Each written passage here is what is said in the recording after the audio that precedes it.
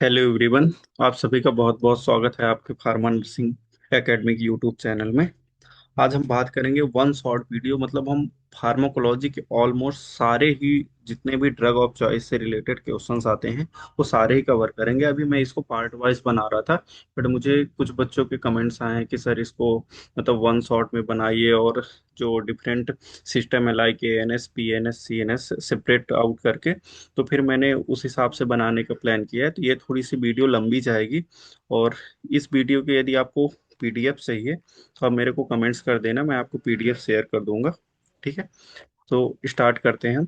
सबसे पहले हम बात करेंगे drug of choice, drug acting on ANS मतलब ऑटोनॉमिक नर्वस सिस्टम से रिलेटेड जो ड्रग ऑफ चॉइस से रिलेटेड पॉइंट्स होते हैं उसको हम कवर करेंगे। सबसे पहले हम बात करते हैं एल्जाइमर डिसीज जो होती है। एल्जाइमर डिसीज के लिए क्या है, कुछ पॉइंट जो हम पार्ट वन में कवर किए थे वो भी मैं यहाँ पे सिस्टम वाइज सेपरेट आउट किया हूँ, तो वो भी ड्रग्स में कवर करूंगा। तो डोंट वरी, ये सारी ड्रग कवर हो रही हैं जो पिछले वीडियो में हो चुकी थी। ठीक है ना। तो एल्जाइमर डिसीज के लिए जो ड्रग ड्रग ऑफ चॉइस है, तो डोनेपेजिल होती है, रिवास्टिगमिन, गैलेंटामिन। इसके लिए मुश्किल से 3 से 4 ड्रग हैं जो कि मेनली यूज ही होती हैं इसमें, है ना। एट्रोपिन, जो एट्रोपिन पॉइजनिंग के लिए मैंने पिछली क्लास में बताया था कि फाइसोस्टिगमिन होती है।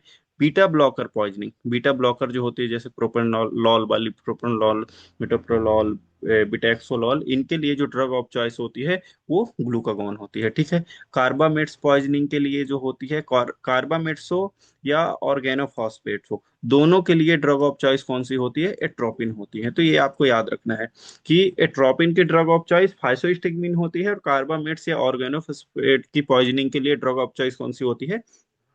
एट्रोपिन होती है। फिर आती है बात चीज रिएक्शन हो या क्लोनिडीन विड्रॉल सिम्टम। विड्रॉल मैंने समझा चुका है ऑलरेडी पहले की क्लास में। तो चीज रिएक्शन हो या क्लोनिडीन विड्रॉल हो, उसके लिए दोनों के लिए जो ड्रग ऑफ चॉइस होती है कौन सी होती है? फिंटोलामिन। चीज रिएक्शन किसके कारण कॉज होती है? आप जो हमने सिंड्रोम रिलेटेड वीडियो बनाया था उसमें मैंने कवर किया है कि माओ इनहिबिटर के कारण चीज रिएक्शन कॉज होती है। उस चीज रिएक्शन के लिए ड्रग ऑफ चॉइस कौन सी होती है? फिंटोलामिन होती है। ठीक है ना। हमने पहले बात कर लिया कि ऑर्गेनोफॉस्फेट और कार्बामेट्स की पॉइजनिंग के लिए एट्रोपिन होता है। बच्चों मैं क्या कर रहा हूँ कि कुछ पॉइंट्स में बार बार रिपीट कर रहा हूँ, रीजन बिहाइंड दैट कि आपके माइंड में क्या हो जाए, सेट हो जाए। ठीक है ना। तो वीडियो थोड़ी सी लेंदी जा सकती है बट ये आपके पॉइंट्स पूरे क्लियर होने चाहिए। सॉक विथ ओलिग्यूरिया, ठीक है ना, उसके लिए ड्रग ऑफ चॉइस कौन सी होती है? डोपामीन होती है। ठीक है ना। अब हम बात करते हैं नेक्स्ट सिस्टम में, वो हो जाएगा हमारा पेरीफेरल नर्वस सिस्टम। ठीक है ना। पेरीफेरल नर्वस सिस्टम में सबसे पहले हम बात करते हैं किसकी? Muscle relaxant for for endotracheal intubation के लिए ड्रग ऑफ चॉइस कौन सी होती है? Succinylcholine. याद रखना, muscle relaxant for endotracheal intubation के लिए जो होती है सक्सिनाइल कोलिन होती है। SMR का मतलब होता है स्केलेटल मसल रिलैक्सेंट, तो ये बात क्लियर रखना। SMR का फुल फॉर्म होता है स्केलेटल मसल्स रिलैक्सेंट इन अस्थमा। यदि किसी पेशेंट को स्केलेटल मसल रिलैक्सेंट देना है बट उस पेशेंट को पहले से अस्थमा है, तो उसमें हम कौन सी ड्रग, हमारी ड्रग ऑफ चॉइस होती है? क्यूरोनियम क्लास की होती है। उसमें हम मेनली प्रिफर करते हैं कौन सी? वेक्यूरोनियम। ठीक है ना। Skeletal muscle relaxant in liver and kidney disease. यदि किसी पेशेंट को लीवर की प्रॉब्लम है, किडनी की प्रॉब्लम है, बट हमें उसे स्केलेटल मसल रिलैक्सेंट देना है, तो उसके लिए हम कौन से ड्रग प्रेफर करेंगे? सिस एट्राक्यूरियम। क्यों?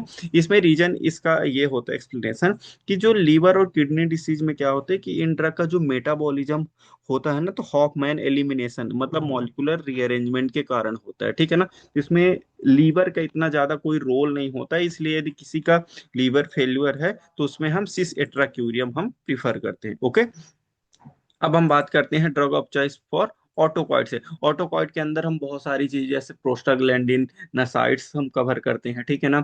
गाउट, रूमेटाइड अर्थराइटिस को करते हैं। तो इसके अंदर जो ड्रग होती हैं, तो हम बात करते हैं इसमें क्या क्या हम कवर करेंगे। सबसे पहले हम एसिटोफिनॉन, पहले मैं बता चुका हूँ फर्स्ट लेक्चर में ड्रग ऑफ चॉइस है कि एसिटोफिनॉन पैरासीटामोल को ही बोलते हैं। तो यदि एसिटोफिनॉन की पॉइजनिंग बोले या पैरासीटामोल की पॉइजनिंग बोले, तो उसके लिए ड्रग ऑफ चॉइस कौन सी होती है? एसिटाइल सिस्टीन होती है। ठीक है ना। एक्यूट ब्रोंकियल अस्थमा, एक्यूट मैंने बताया था कि अचानक, है ना, मतलब बहुत जल्दी, और क्रोनिक मतलब लंबे टाइम के लिए, मतलब शॉर्ट टर्म रिलीफ के लिए यदि हमें देना है, तो एक्यूट ब्रोंकियल अस्थमा के लिए हमारे लिए ड्रग ऑफ चॉइस कौन सी होती है? सॉल्ब्यूटामॉल होती है, ठीक है ना।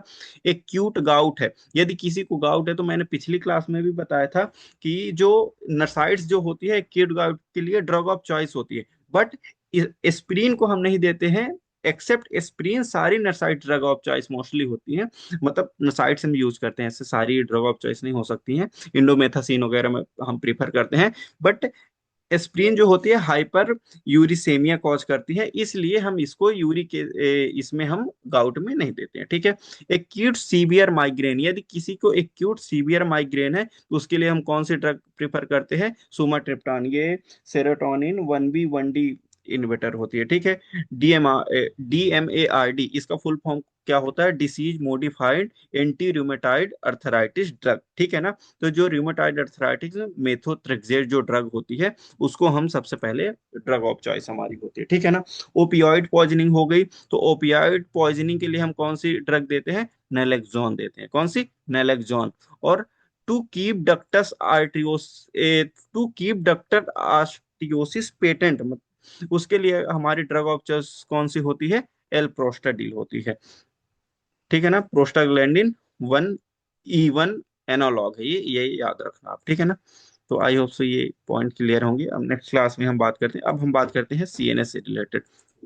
सीएनएस में एक्यूट मैनिया हो या बाइपोलर डिसऑर्डर हो, उसके लिए मैंने बताया था कि आपको लिथियम को मेनली याद रखना है, मतलब ड्रग ऑफ चॉइस लिथियम ही होती है ना। और क्वेश्चन में भी लिथियम ही जनरली पूछा जाता है, बट आपको ओलेंजापिन ये न्यूरोलेप्टिक क्लास के ड्रग को माइंड में रख के चलना है, बट लिथियम ही जनरली आता है, ठीक है ना।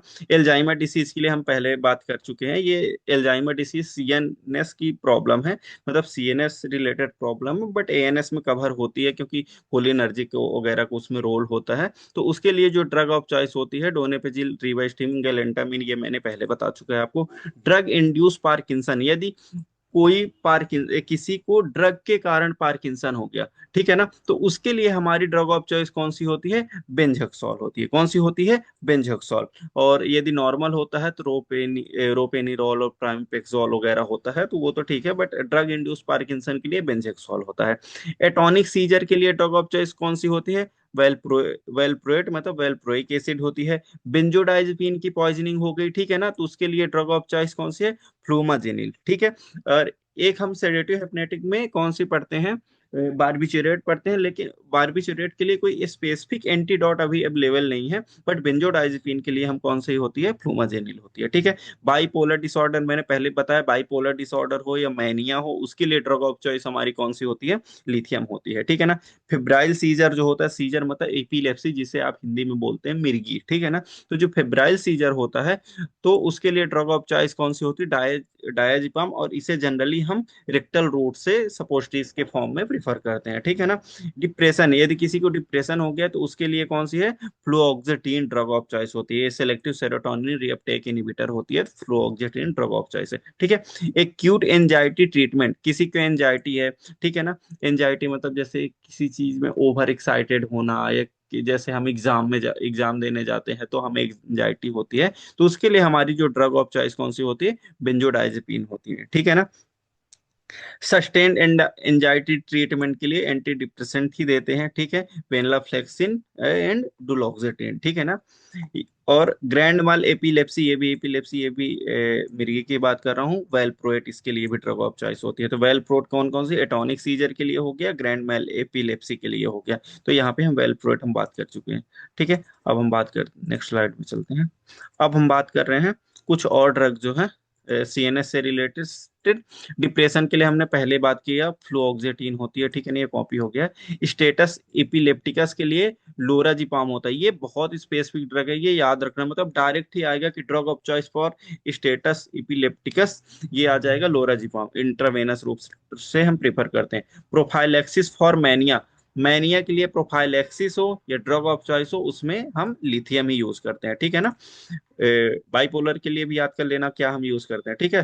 पोस्ट ट्रॉमेटिक स्ट्रेस डिसऑर्डर के लिए इसमें भी एसएसआरआई के फुल फॉर्म होता है सेलेक्टिव सेरोटोनिन रीअपटेक इनहिबिटर, इसके लिए भी सर्ट्रालिन एंड पैरोक्सेटिन होती है।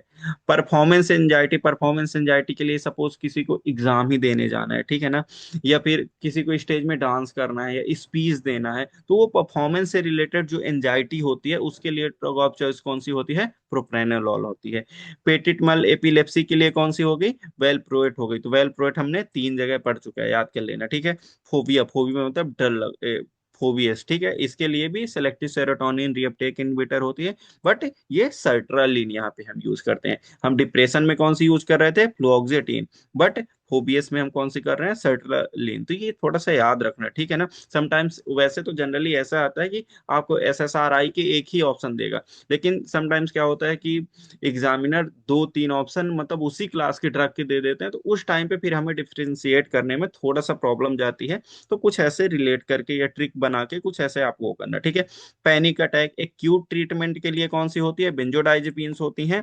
और यदि पैनिक डिसऑर्डर सस्टेन ट्रीटमेंट के लिए मतलब लॉन्ग टर्म के लिए कौन सी होती है, एसएसआरआई, इसमें भी सर्ट्रालिन। तो phobias and panic disorder sustain treatment के लिए कौन सी हो गई, सर्ट्रालिन हो गई, ठीक है ना।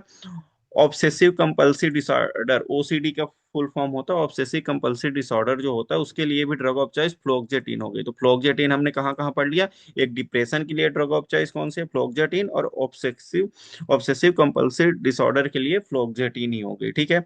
मायोक्लोनिक सीजर, ये वेलप्रोएट, हमने मायो मतलब 4 जगह अभी वेलप्रोएट का drug of choice as a drug of choice हमने यूज पढ़ चुका है, एक बार मैं सारे कवर करा दे रहा हूँ।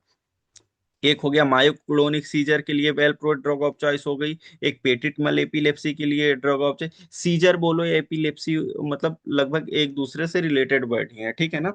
तो सीजर एपिलेप्सी जनरली हम एपिलेप्सी के लिए वर्ड ही यूज करते हैं, ठीक है। तो मायोक्लोनिक सीजर के लिए वेलप्रोड हो गया, पेटिटमल एपिलेप्सी के लिए वेलप्रोड हो गया, ठीक है ना। फिर ग्रैंड मल एपिलेप्सी के लिए वेल प्रोएट हो गया, एटॉनिक सीजर के लिए वेल प्रोएट हो गया। तो ये आपको याद रखना है, ठीक है। अब हम बात करते हैं drug acting on endocrine system, जिसे हम हार्मोन के नाम से पढ़ते हैं, ठीक है। इसके लिए जैसे anti thyroid in pregnancy and breast feeding, ठीक है। प्रेगनेंसी और ब्रेस्ट फीडिंग के लिए ड्रग ऑफ चॉइस कौन सी होती है, प्रोपाइल थायो यूरेसिल होती है, ठीक है ना। पोस्ट प्रेंडियल हाइपरग्लाइसेमिया, ठीक है। हाइपरग्लाइसेमिया मतलब खाना खाने के बाद यदि हाइपरग्लाइसेमिया मतलब डायबिटीज होती है, जिसे हाइपरग्लाइसेमिया का मतलब यही होता है डायबिटीज, ठीक है ना। तो उसमें उसके लिए नाटेग्लिडाइड मतलब ये शॉर्ट एक्टिंग होती है, ठीक है ना। अब हम बात करते हैं डायबिटीज इंसिपिडस और डायबिटीज मेलाइटस।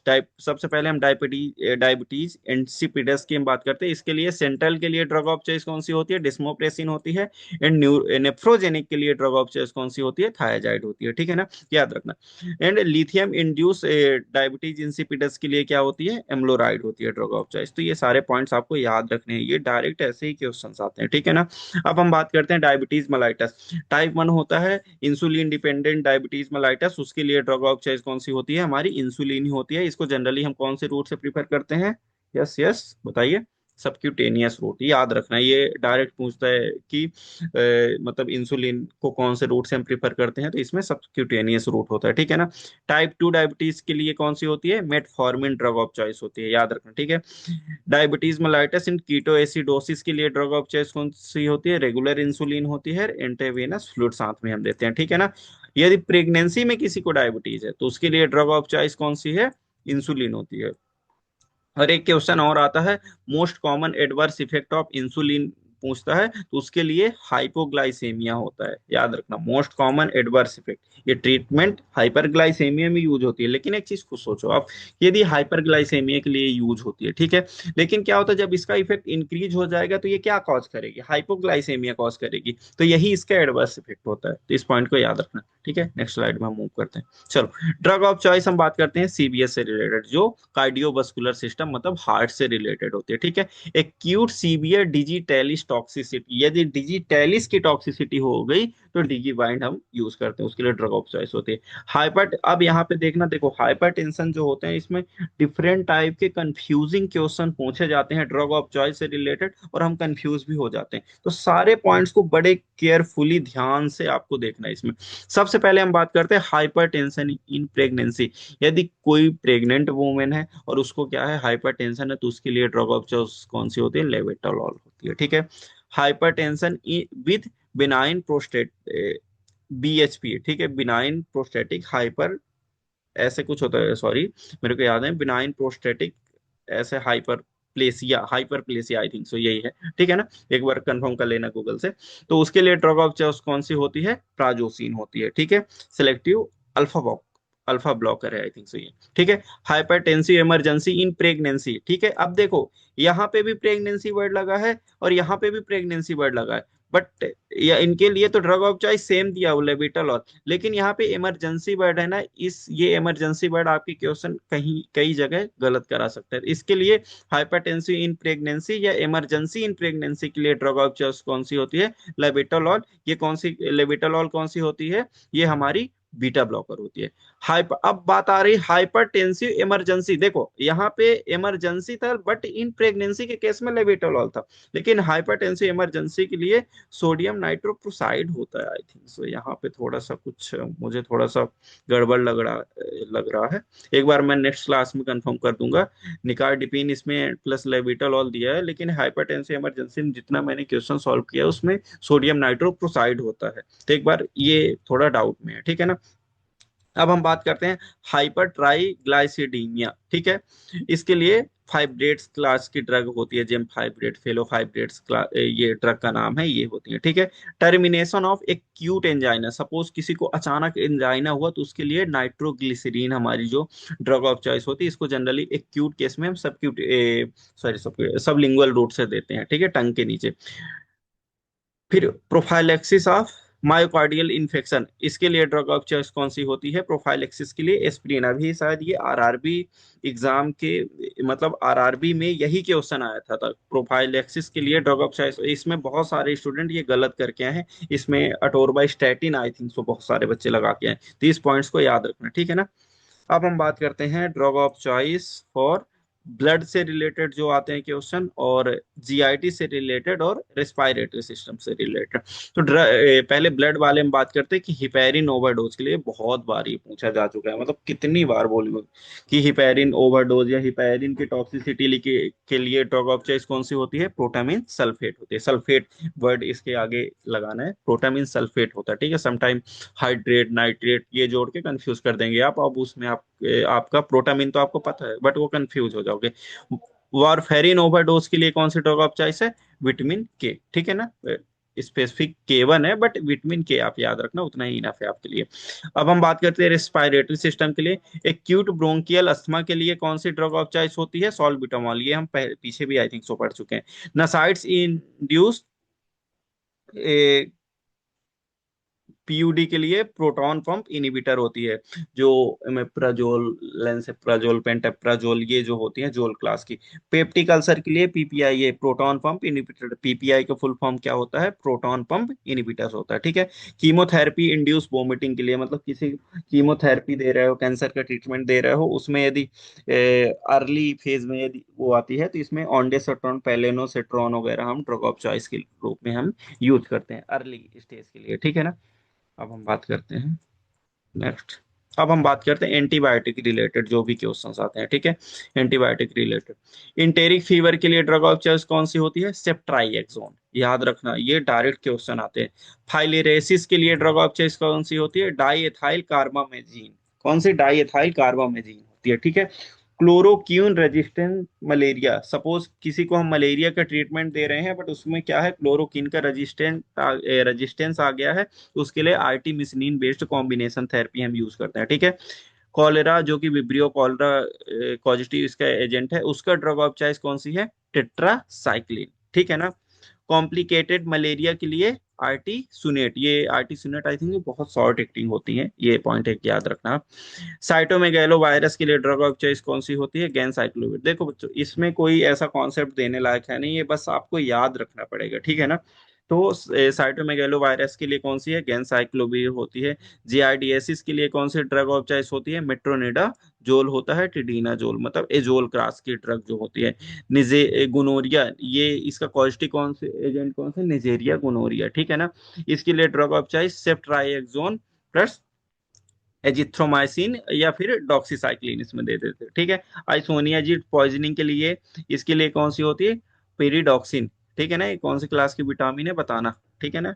विटामिन बी है बट कौन सी है? B5 है या B6 है, मुझे नहीं पता, एक बार आप कमेंट करके बताना इसका, यदि आप बता रहे हो विटामिन, ये बायोकेमिस्ट्री का क्वेश्चन है, यदि आप इसका आंसर दे पा रहे हो मतलब हाँ कि आप कुछ अच्छा कर पा रहे हो, ठीक है ना। अब हम बात करते हैं काला आजार के लिए। काला आजार के लिए ड्रग ऑफ चॉइस कौन सी होती है? लाइपोसोमल एम्फोटेरिसिन बी, ठीक है।